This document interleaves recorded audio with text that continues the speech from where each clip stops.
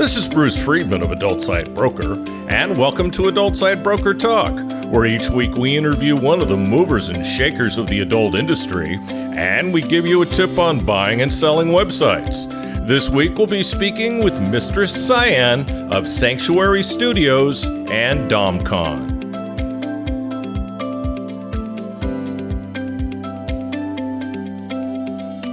I'll be in Cali, Colombia for the LAL Expo, April 27th through the 29th. I hope to see many of you there. If you'd like to sit down and discuss business, contact me at adultsitebroker.com. We're proud to announce our latest project, thewaronporn.com. You'll find articles on age verification laws and other attacks on our industry. It's to raise awareness of our industry's plight in the war on porn. You'll find all that and more at thewaronporn.com. Now time for our properties for sale at Adult Site Broker.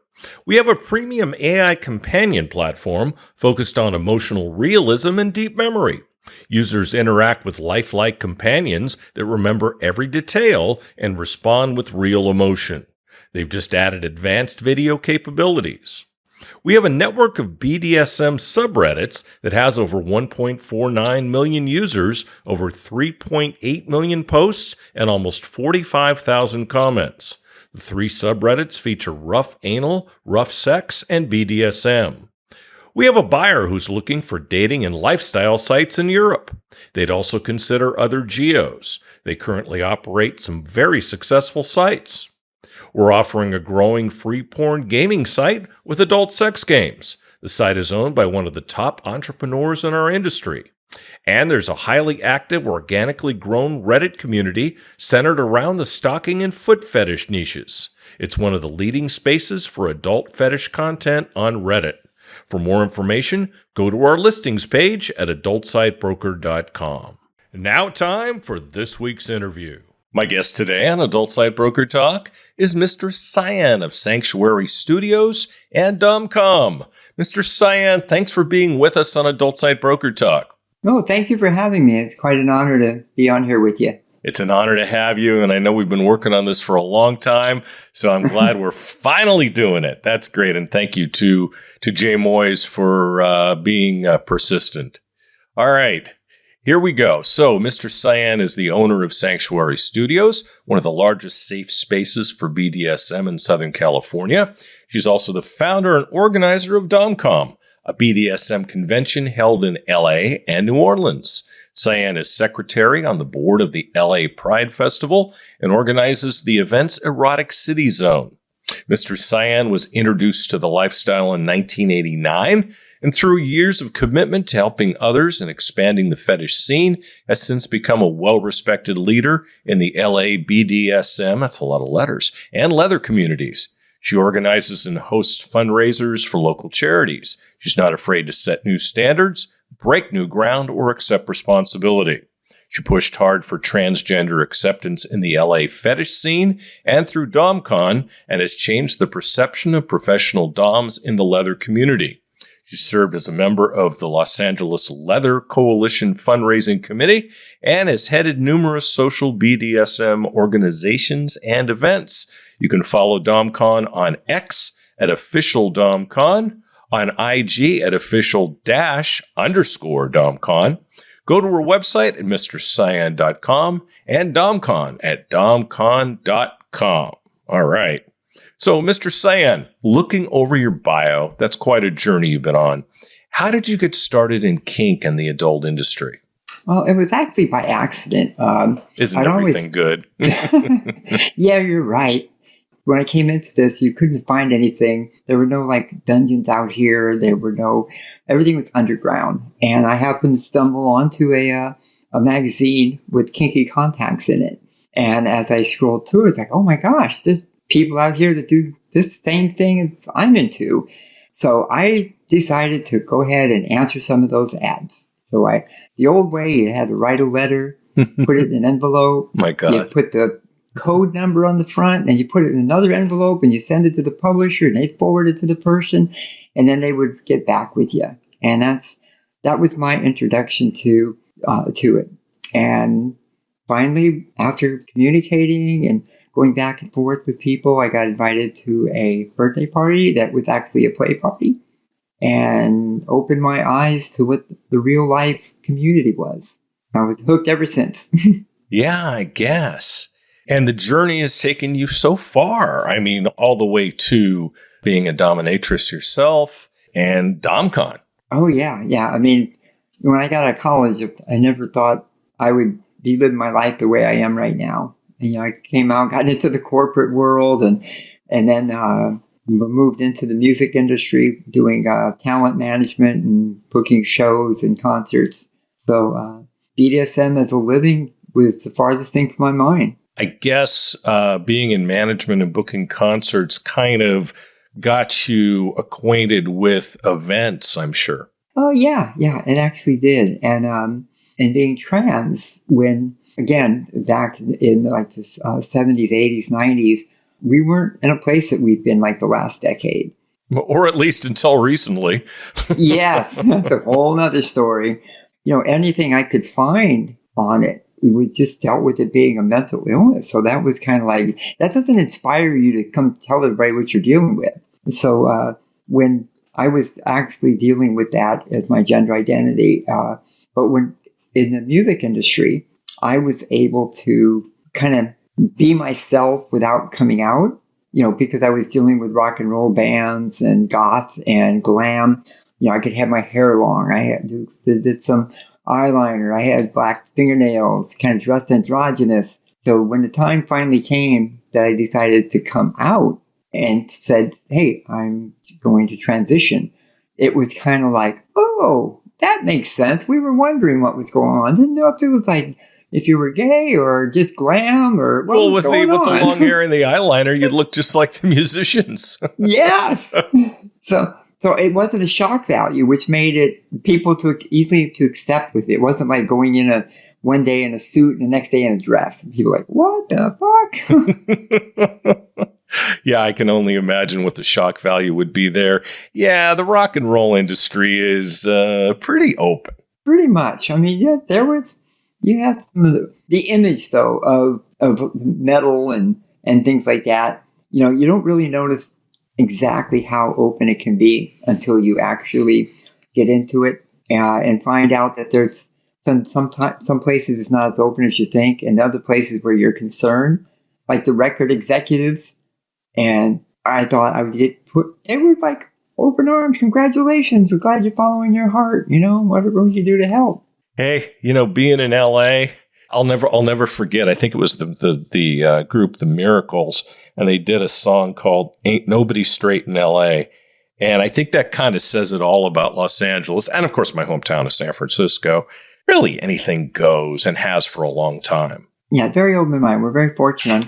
Right. I'm very fortunate to be in LA and in California, and I'm in Thailand now. So there you go. You were talking a little bit about being transgender and coming out.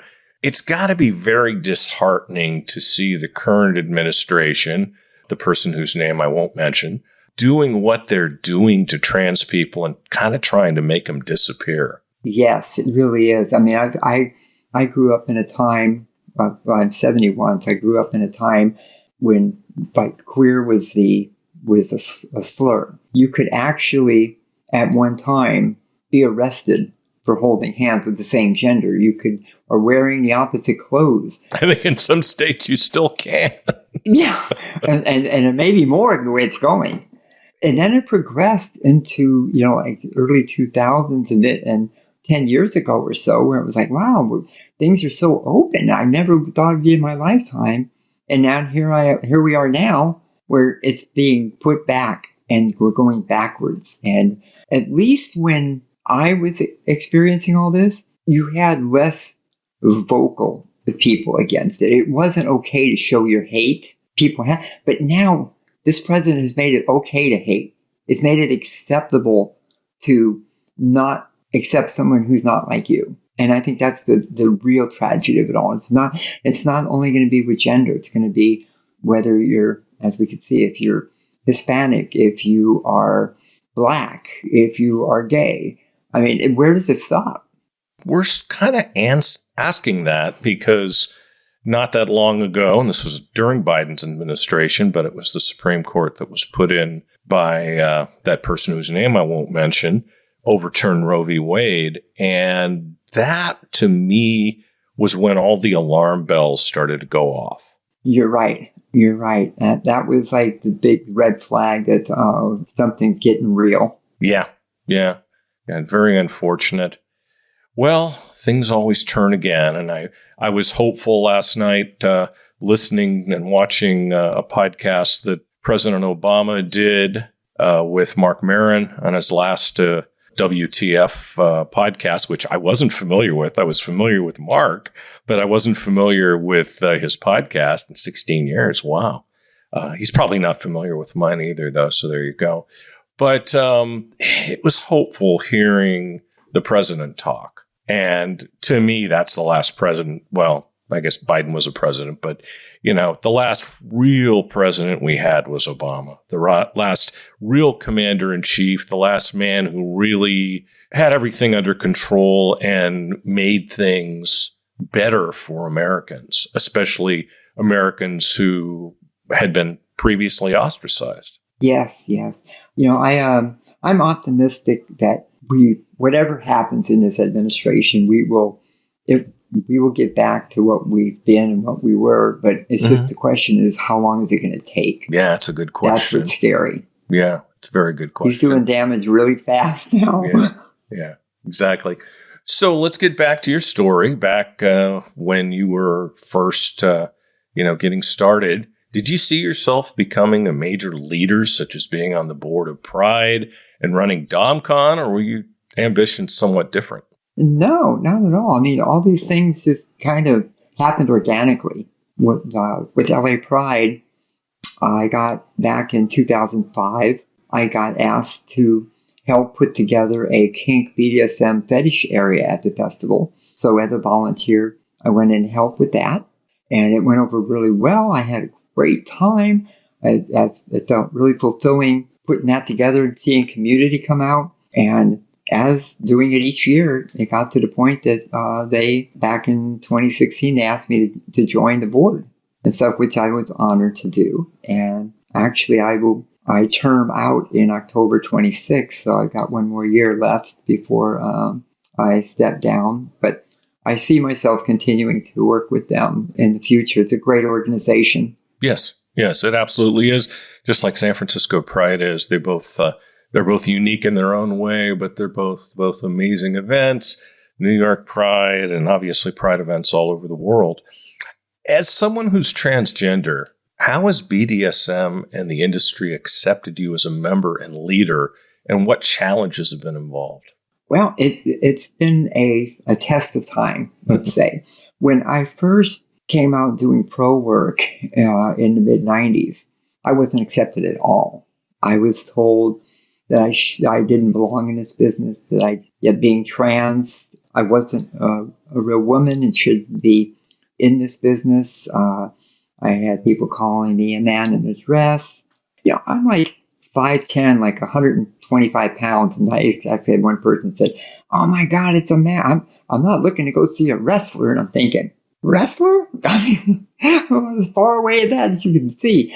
But it was really a challenge. And it came from both the client side and it came from a lot of the pros that were in the industry. And there's still people that unfortunately still feel like that. I mean, in 2014 at DomCon in Atlanta, I actually had a Dom come up to me and tell me that I didn't belong there. And I didn't belong being a pro Dom that was a women's, and that I shouldn't be at that event. And I thought, what the fuck? It's my event. Yeah, exactly.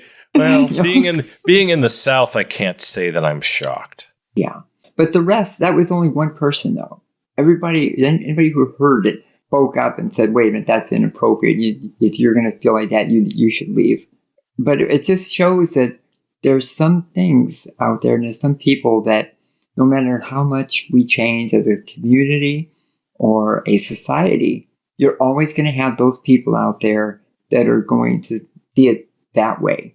And whether it's their religious upbringing or cultural upbringing or what, I don't know. But I do know that no matter what, hate and that feeling that everybody should be like you and not be different, is unfortunately, I think, is going to remain part of humanity for a long time. Yeah, they were talking about that during that podcast. I should say we're doing this interview in October, and it will run early in 2026. So, what is Santuary Studios, and how has that evolved from when you first opened the doors? Oh, in 1999, I hooked up with another mistress named Mistress Omega, and I was.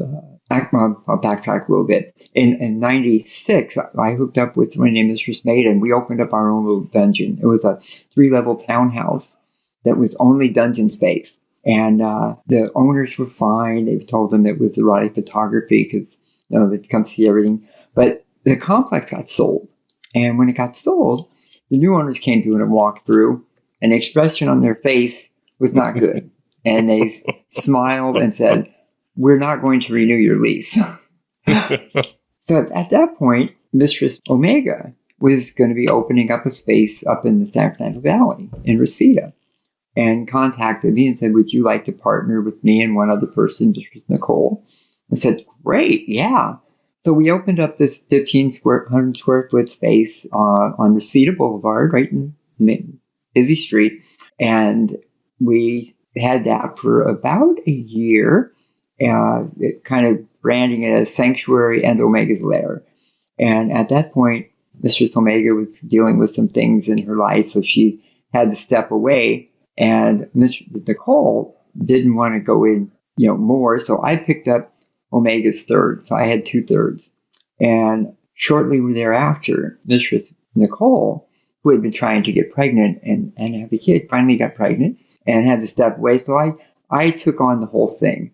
And I ran that until 2011. And in 2011, I had the opportunity to take us over a space over by LAX. And we did that. And Sanctuary LAX opened as with 7,000 square feet. And we were over there for until 2022, when throughout the pandemic, we paid our rent, everything. But unfortunately, in 2022, the owner came to me and said he wanted to refi his property, and the lender would not give him a good interest rate because he considered what we do high risk. So we didn't get a lease. Gotta love those banks. Yeah, it's, here it was. We'd already signed 2 leases. We paid through our pandemic. We were willing to do another lease, and they look at it as high risk. Go figure. But it worked out for the best because we relocated to, we found a building that's about 7 miles away, but it's a little bit smaller. It's 5,000 square feet, but we were able to buy it. Good. No more problems with landlords unless you argue with yourself. Yeah, and I have a policy of not doing that. That's a good thing. That's a good thing. But the sheriffs know, the city knows, the county knows, the Chamber of Commerce knows what we do and what we are. It's been totally transparent. So, we've got the support of all this. We pay our taxes. We do all the stuff that we're supposed to do, stay on the legal side of things. And in January, we'll be entering our 27th year in business. That's incredible. Congratulations. How much content creation do DOMs and BDSM professionals do in comparison with live sessions? Right now, I think the content is probably bringing in more for the girls than their sessions are. The current economy is really taking a hit. I saw an article the other day that said that in the financial publication that right now they consider 22 states to be either in recession or on the brink of it. Oh, the country's in it. Come on. They can put lipstick on a pig, but the bottom line is it's a recession any way you look at it. Yeah, and when you got sessions that are $300 an hour, $350 an hour, it starts cutting into people's budgets, and that's unfortunately some of the things. So they've started doing a little bit more with content, and the girls are in here since they're here between sessions. They can go into one of the dungeon rooms, and they can shoot some video, or they can get on cam and stuff, and it supplements the session work, which is really gone there. I mean, let's face it. I mean, the whole creator economy with OnlyFans and all the other adjacent sites, it's gone crazy. How have you viewed all of that? I mean, because you've been in the industry for a long time. So how do you view the creator economy, where it's gone and where it's going? I think where it's come has been great. Okay, it's really opened things up to people, and you can have a client base around the world. On there, like one of our sponsors, Just for Fans, has been great as far as, if you have an issue and you're not sure, you're new and you don't know how to do this, and you don't have the ability to just like read something, go, oh, I got it. They have support. Yeah, Dominic has put together a wonderful organization there. He's been on the podcast twice, and I feel confident he'll be on very soon. Oh, I love him. And his team is like that too. They're very user-friendly as far as like helping you out and stuff. And I just worry sometimes that that if it gets too saturated, it could become a problem. Well, it is. I mean, not only have the individual platforms, OnlyFans the best example, my dear God, if there aren't 100,000 creators on there, there must be darn near. I mean, how does anybody get any kind of attention? Yeah, it's like when Clips for Sale and those kind of things started up in the beginning, it was really, really good. And even cam sites, I think I hear from Jay once in a while, even the cam sites, you click onto a cam site and it's who's available right now, 10,000 people or something. The content creation is not just some little go in there, shoot the video like TikTok or something. The people who are serious about it, shoot it, they edit it, they fix it, do things with sound, they make it good production quality and give quality to the person who's buying their content. But marketing has got to be really tough right now. Oh, it's huge. That's why there's so many OnlyFans agencies. And there are some very good ones, and there are some that aren't so great. Yeah, I think some of the girls here have the one nice thing that they have is we have the dungeon rooms that they can shoot their content in a real dungeon. It's not like in a bedroom or in a garage or a living room. We've got the cages, and we got the crosses, and we got the crucifixes, and the bondage tables, and the different lighting and stuff, suspension. So they can actually have good versatility and variety in their content. And not to mention that, they do a lot of collaboration. They got, I got Dom subs and switches here. So they'll go in there and say, hey, let's go do something. We'll split up our content. I'll take some, you take some. And they have somebody that they don't have to necessarily pay their talent or anything. They can do content shares and content splits. Absolutely.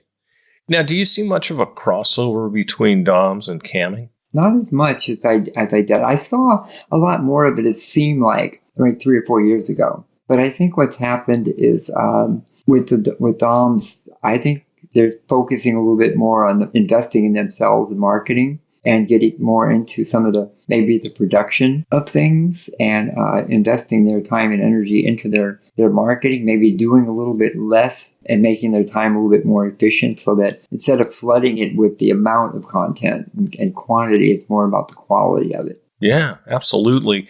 By the way, if models who aren't already familiar with you want to rent rooms at Santuary Studios for shooting content or streaming, can they do that? And if so, how would they go about it? Oh, absolutely. We have rooms available for any of that, or even if there's somebody who are doing in-person sessions, we do rentals for that. And I've also got people that, like couples who have kids or couples who they got roommates and can't play at home will come rent to play at the dungeon. Either that or they lock the kids in the dungeon and go have fun. Go play outside. Get off the internet. No. Go play in the dungeon. Yeah, but they can go to our website, which is sanctuarylax.com, or they can email it. Email me at mistresscyan@gmail.com and for information. But if they're local and they just want to rent a room, they can go right to our website. There's pictures on there. They can call up the front desk and reserve a specific room if they have or they can just come, and actually they can just come walking in and rent whatever room's available. Fantastic. Why did you start DomCon, and how does the show relate to the adult industry? Oh, interesting. Well, as with most of us, we start by being lifestyle. And there was a time when I first started that Yahoo had this whole system called Yahoo Groups. And there was a femdom group that I was a part of. And one day I went to go log in, and I couldn't log in. So I thought, did my login get changed or whatever? So I contacted the moderator, and she said, "Oh, well, you were kicked out. You're not allowed in this group because you're a professional, and this is for lifestyle." And it's like, but I've been lifestyle a lot longer than pro. And she said, "Well, we just don't allow pros." So I thought, well, let me go ahead and do an event that can bring this together. And just about the time I did that, I got invited to an event in San Francisco, of course, that said that it was a kind of be a pro-dom event. And I went up there, and with all due respect, it was not planned well. I knew there wasn't going to be a second one. So I came back to LA and resumed planning for DomCon. And I thought it was going to be I wanted it to be a nice LA event to bring to people. And within probably 45 days of announcing it, became a big national event. And the people who were the negative about it told me, this is never going to work. Your lifestyle is not going to mesh with the pros. The pros are going to try to one-up each other. They're not going to want to share business. There's going to be egos and attitudes. And none of that happened. None of it happened. And when the first DomCon in 2004 ended, people were talking, the lifestyle people told me, wow, I'm glad you did that. The pro people are real. They're not just Barbie doll looking, in it for the money. And the pros came to me and said, wow, something, we went to some of the classes that these lifestyle people were teaching. They really know what they're doing. So it kind of just opened up their ability to look beyond just what they were doing. Just because they were called pro doesn't mean that the other people that are lifestyle people were hobbyists. That there were serious people, and there were serious people on both sides. Not to say that there are not some people in the pro that just does feel like they want to make the money off of it or something, but you're going to find that anywhere. Don't get hit by the train, by the way. Yeah, oh yeah, we have a train that runs across from us. It was very interesting, and the adult industry came into it because of the ability to market to people who want to buy their equipment or buy the toys or content. Over the years, it's gotten more into people who are doing content, coming and getting a booth and sponsoring and stuff as well. That's fantastic. Mentioning San Francisco, which is, of course, my hometown.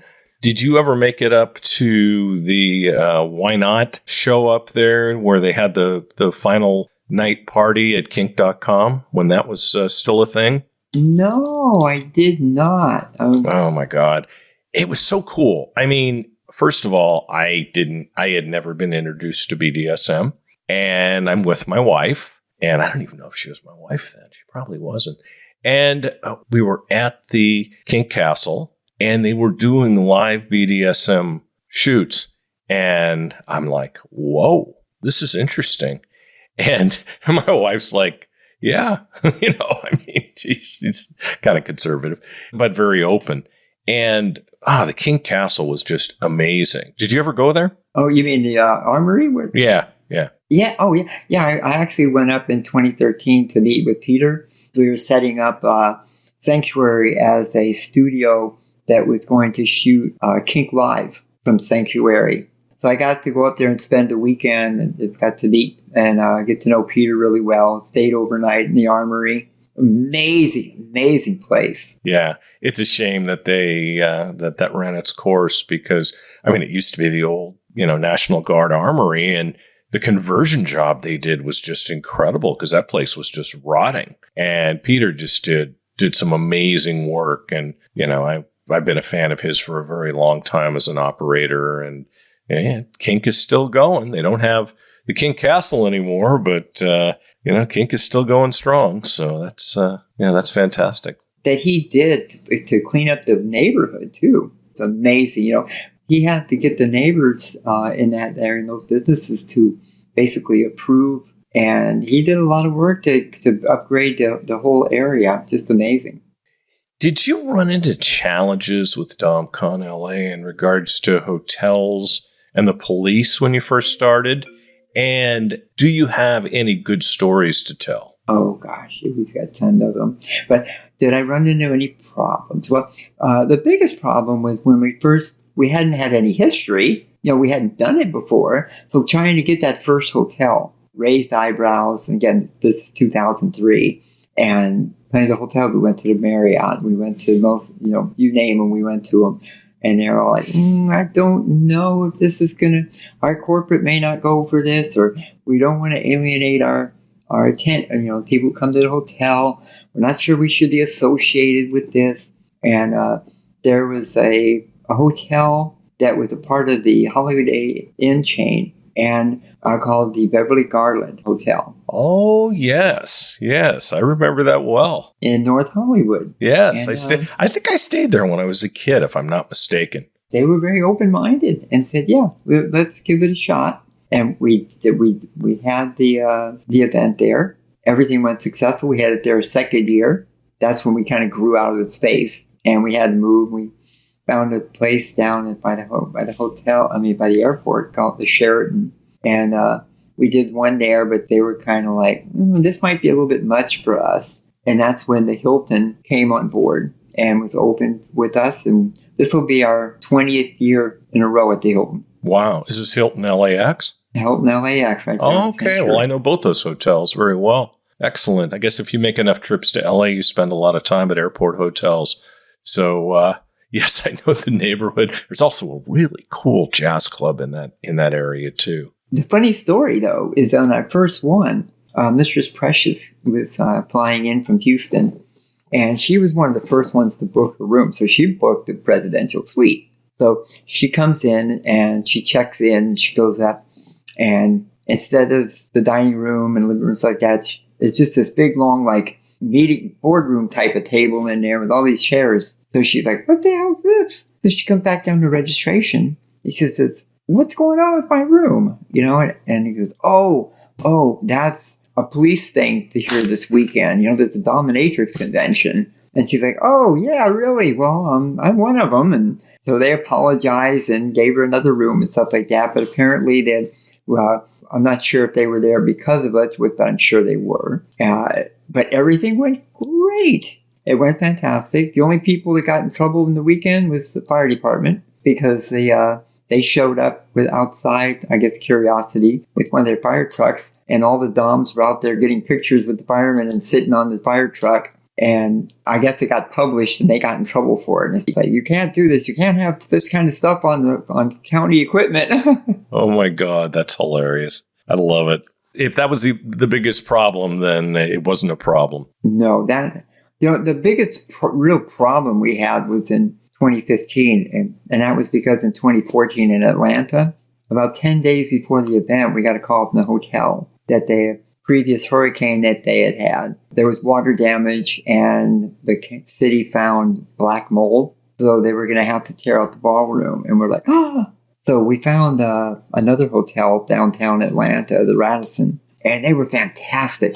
Space was great. The people were wonderful. And it asked us to come back in 2015, and we were excited about it. And then in June 2015, I got diagnosed with cancer. I was in treatment, so I couldn't make it down to Atlanta in October, but I get this phone call. Mistress, they changed ownership and management.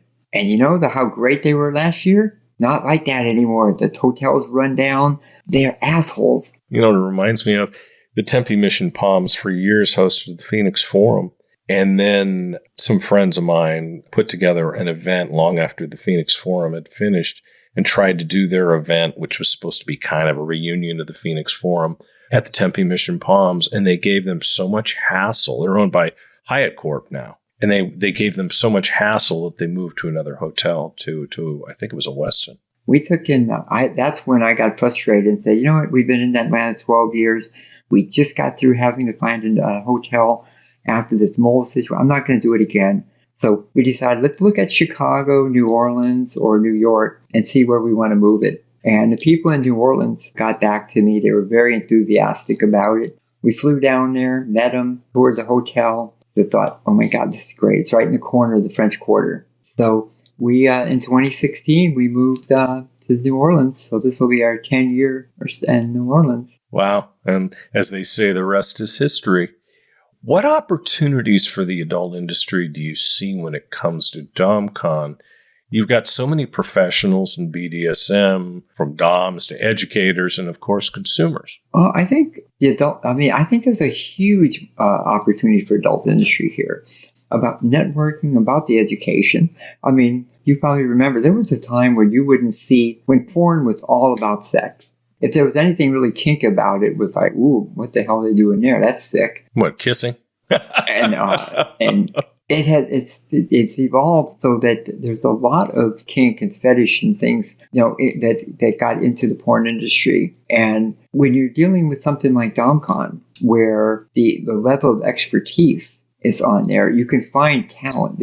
As we were talking earlier, it's not the opportunity for people to do content and finding quality content and hooking up with people that you can collaborate with. And I think that's going to be the key to the success with content creators, actually, in my opinion. It's going to be the collaboration, the cross-marketing between me tapping into your market while you tap into our market. And better place to go for the adult industry than some place that it maybe has a little bit different market than what you're used to. The whole key to success is going to be expanding our market. Yeah. Well, this will air shortly after your latest New Orleans DomCon. What's the difference between the LA show and the New Orleans show? Okay, New Orleans, we hold that in October. LA is usually the end of May. As far as the event itself goes, it's pretty much the same structure. We've got the classes, we've got the workshops, the socials, the parties, the vendors, the stage performances throughout the days.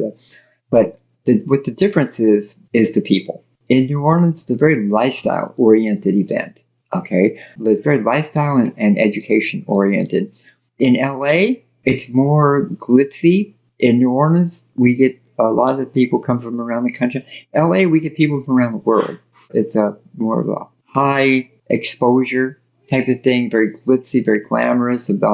People, we got DOMs and people from Asia and Africa and Europe and Canada and South America, all these places coming to it. And it can be a little bit overwhelming because there's so much. There's a couple thousand people, but we've got at LA, when you will meet the people you've only heard about online, or the people you've seen their video but maybe never thought you were going to meet on there. It's just a high visibility, high networking thing. We have a lot of content creators. We have a lot of people who are looking to network within the industry, whether it's to bring people onto their platform, find new platforms, find new business models as far as, like their web hosting I don't think there's any limit on, you couldn't tell me something that I would say, oh, that probably wouldn't fit there. We've had people podcast from the floor. Mm-hmm. Well, that's a thought. One of these days, I'm going to make it out there. That would be great. That would be fantastic. LA Pride is a big deal, obviously. What's your role at Pride, and how is Santuary involved with LA Pride?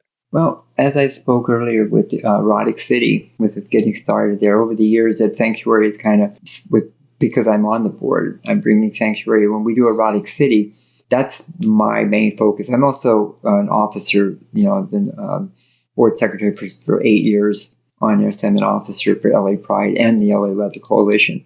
But when we do Erotic City, Santuary plays a big role because not only do we help with some of the equipment, but a lot of our pros go out and they will be doing these little taster booths. So we'll have areas that people can come stand in line and get up on the cross and get flogged, or they can get on a horse and get spanked, or they can get put in a cage and get their pictures taken. Erotic City has some vendors. It has shows and performances, but I think the biggest attraction to that is the interactive. It's not something you attend, it's something you experience. And that's what Santuary kind of brings it to it. We have the trained personnel and the people who love what they're doing to go down there and let people experience these things and answer their questions and stuff. Excellent. What kind of fundraisers do you have during the year? Tell me about these slave auctions I've heard about. Ooh, I love that. Well, one thing we did is just a few weeks ago, we did a fundraiser called Kink for a Cause. And based on the person who we won't name stripping funds from my cancer research and stuff, we decided to do a fundraiser for St. Jude's Children's Cancer Research Hospital. And we went over well. We raised $5,000 and gave them a check for $5,000.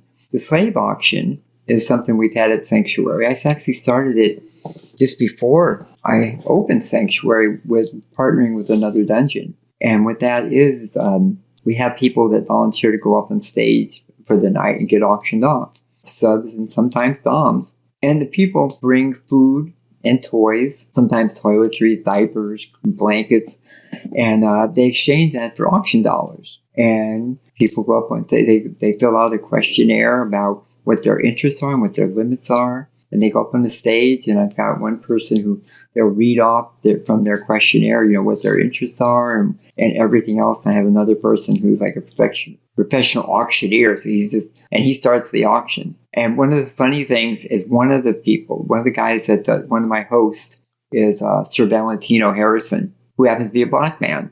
So he'll go up there and say, "Oh my God, I can't believe, can you, Mistress, thank you for giving me the opportunity to have a black man auction off all these white people." I love it. Talk about the tables being turned, huh? I mean, we've had over the last couple of years, people here and there say, well, we don't like the title, but it gives us an opportunity to educate too. This is not about race. This is about role. Okay. And also, it's not derogatory. In BDSM, somebody who identifies, quote, as slave, it identifies that what they do is they derive fulfillment from making a difference in somebody else's life, okay? It's a commitment. So, we're trying to teach people, too, that don't get hung on a word.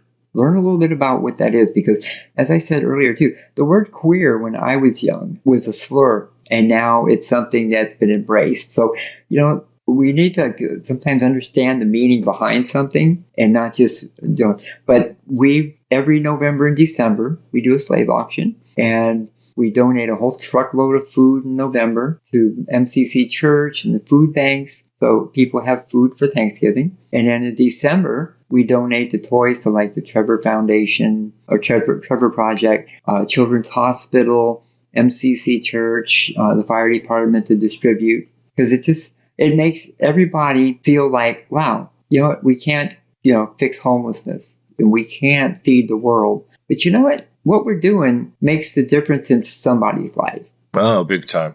That's the way you have to look at charity, too. Yeah, it's the fulfillment that you get in your heart for knowing that, hey, I did something that's meaningful to somebody. It's not, they don't even know where it's coming from. But that's not what's important. It's not about, hey, this is what we did. There's no amount of money that could give you that same feel. Just like in BDSM, there's an experience you have when you're doing BDSM, and the connection you have with the person you're playing and the bond, that's unlike no other. You can't say, oh, it's like the same as such and such. And to me, doing things like the slave auction and feeding people or having toys for kids that may not have a toy on Christmas, it just feels very fulfilling. It feels like you have purpose. Absolutely. Are you still working with the AVN show in Las Vegas? And tell us more about Santuary's role there. Okay, yeah, I still am doing that every year since 2016. This year, and since 2016, I've done the AVN called the Lair Fetish Party. We're doing that again this year on Friday, January 23rd, at a club called The Usual Place, where we had it last year, which was fantastic. The Usual Place. I like that. Oh, isn't that great? I mean, what a name. I wish I would have thought of it. Yeah, exactly. You say, oh, where are you at? Where's it at? Oh, it's at The Usual Place. At the convention itself, the conference itself, AVN has Santuary there, and we have this really great booth with stage and everything, and we have equipment there, and we're doing the taster things all weekend long with people who are coming in, wanting to explore about what that is. They could watch some performances that we're doing. They can come up and get spanked. We have something like a wheel that we call the Wheel of Torture, that people can come up and spin it and see if it lands on spanking or flogging or caning or whatever. So they can come spin the Wheel of Torture and come up and you gotta be brave. Receive what. And again, the Sanctuary's got a lot of our pro dom subs and switches there, manning the booth, explaining to people, giving some kind of a little bit education on what it is, explaining how and why we're doing things, letting them experience it. And I love AVN for the fact that they've, I know it hasn't been easy for them because Las Vegas is very conservative when it comes to BDSM. probably one of the toughest places in the country for BDSM. It seems like they'll tolerate prostitution, but they don't want to tolerate that. It kind of reminds me of Thailand. You know, they tolerate prostitution, but they don't tolerate porn. So, but yeah, and I know with the hotels, as AVN has been over the years, that's been a touchy area. But they haven't succumbed to it. They haven't allowed the hotels to push them into not be able to do it. We've had to downscale it in the last 2 years because when we were doing it at the Hard Rock, they were very open and we had a great space. But since they've moved into different hotel stuff that changed ownership, we've gotten a little bit of pushback, but they haven't relented. They still have us there. They still give us representation. Oh, are you going to tell me that Richard Branson's conservative? Really? No, but some of his people are. I guess so. Okay. Yeah, I haven't been to AVN since it was at Resorts World, where I wasn't really thrilled about the layout. No. There. And of course, I'm not a huge Vegas guy anyway, but we won't get into that. Anyway, so as someone who's done so much, what goals do you have ahead, and are there any boxes you still have unchecked? Well, I have a few. With Sanctuary, I wanted to continue to be bigger and better. I want to bring better education to the community. We do a lot of classes and workshops here during the week at night for DomCon. I want to bring DomCon to Europe and Australia. Right before the pandemic, I was probably a week away from signing contracts to do DomCon Amsterdam. And then I got this phone call that says, well, we're getting shut down. There's something called COVID and they're shutting us down. So it put everything back on hold then. But well, in Australia, where would you do it there? I'm talking with some people around Sydney. Excellent. Well, if you need some adult industry contacts in Australia, my developer, Zach, is down in Queensland, and he is so well wired in the adult industry, as are other people that I know down there. So I'm happy to put you together with people. I am going to take you up on that. Yeah, and I also want to, our long term, what I would love to see in Europe is us to go into Berlin and Paris and London and Amsterdam and rotate 2 a year, rotate the location. Yeah, I would think maybe something adjacent to Venus would be successful. Yeah. Yes, I'm looking at something because I'm at an age right now that I got gold, but I don't necessarily want to put all that time and effort. I'm hope one of these days I'll retire. I'm just having too much fun right now. I can tell the enthusiasm is in your voice. Yeah, so I'm looking for people to work with that can take DomCon and I can give the guidance and stuff and find some maybe a licensing or partnering with or something like that overseas. Because after we're going into our 23rd year of DomCon, 2 a year, it's a lot of work. And it's all worth it, but it's not something I want to continue to hear and add that much more onto my plate. So my goal is to kind of find a few more people that I can network with and bring that over there. Let somebody else do the heavy lifting at this point. I'll be 68 in 8 days, and I completely understand. I've trimmed back my travel, so I understand what you're talking about. Mr. Cyan, I'd like to thank you for being with us today on Adult Side Broker Talk, and I hope we'll get a chance to do this again soon. Well, I hope so. I really enjoy the show. I get told you in the beginning, I'm honored to be here, and anytime you'll have me in, love to come back and talk with you. Anytime. And DomCon Los Angeles is May 27th through 31st. If there's anybody out there listening, just go to domcon.com. You can check out what we're all about and see about booking your room and your tickets early. Sounds good. Thank you. My broker tip today is part 8 of what to do to make your site more valuable for when you decide to sell it later. Last week, we talked about information needed to give the buyer and being transparent with the buyer. Here's more information on what to give to a potential buyer. How well has your content been protected from piracy, and what steps have you taken to protect your content? Are you using a piracy takedown or monitoring service? These are important things to know. What promotional tools do you offer to your affiliates? The more tools you offer, the more successful your affiliates will be. What is your traffic breakdown by country? Tier 1 countries like the USA Canada, the UK, Germany, and Australia are the most preferred. Add in anything else that will add value to the sale of your property that you can think of, such as what custom scripts do you use? What content management system software is on your site? Do you use billing or affiliate software like Nats? What's your retention rate? How you retain your members is of the utmost importance. How many joins and rebills do you have a day? Do you buy advertising? And if so, what kind? Can your content make more money on the DVD or VOD markets, or have you already tapped into those opportunities? How much did you spend to produce or buy the content that's on your site? What do you believe the content is worth now? We'll talk about this subject more next week. And next week, we'll be speaking with Ms. Sexy Saigon. And that's it for this week's Adult Side Broker Talk. I'd once again like to thank my guest, Mistress Cyan of Santuary Studios and DomCon. Talk to you again next week on Adult Side Broker Talk. I'm Bruce Friedman.